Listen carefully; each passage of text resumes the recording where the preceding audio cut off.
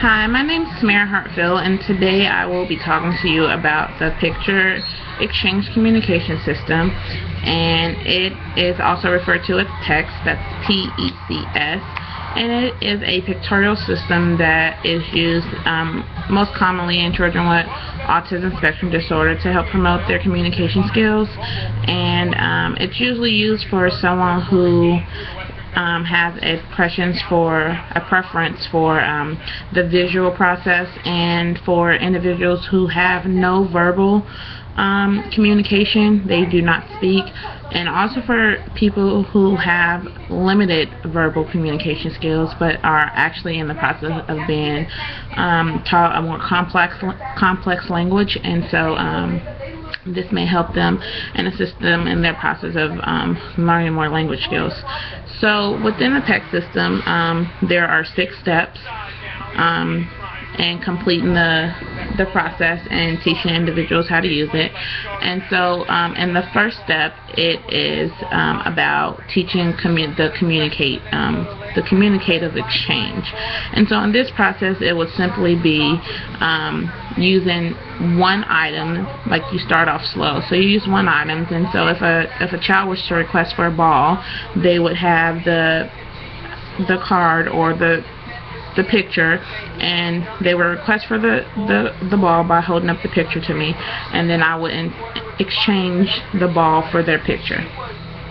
And that would be the first step in the picture exchange. The second step is kind of a build-up of the first step, which in multiple things can be asked for. And also in this step, the instructor, the teacher, begins to distance themselves from the individual. So when we first started off in the first step, it may have been that the teacher and the students were sitting right next to each other. And so when the student requested for objects, the teacher was right there to give it to them. So in this step, the teacher is going to distance themselves further across the room. So it may be that the student is sitting here at one side of the room and the teacher is sitting at the other side of the room. And the student, in order to get the object that they want, would have to walk or somehow ambulate to the teacher and then hand them the PECS card that they are requesting for. And then finally we get to step 3, and in step 3, this is the discrimination process phase. And in this phase, we kind of teach them to discriminate between their likes and their wants.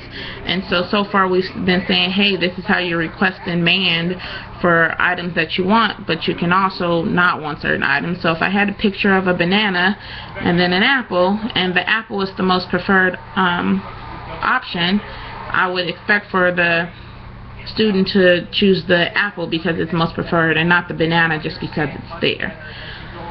Then we go on to step number 4, which is why we do step number 3 right before this one, because discriminate. Because once you discriminate, then you can say, hey, I want this.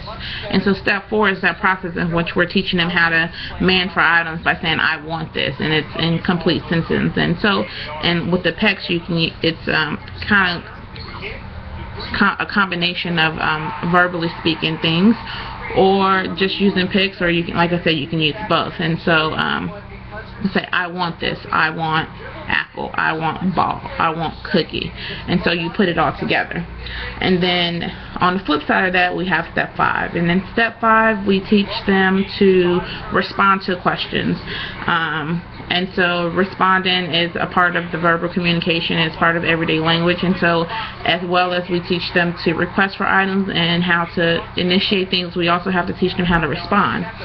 And then all of this leads up and it builds up to the final step, which is step 6. And in step 6, we teach them how to continue on conversations, and we give them sentence starters, and it's more so of not just responding to a command or a task or anything like that. It's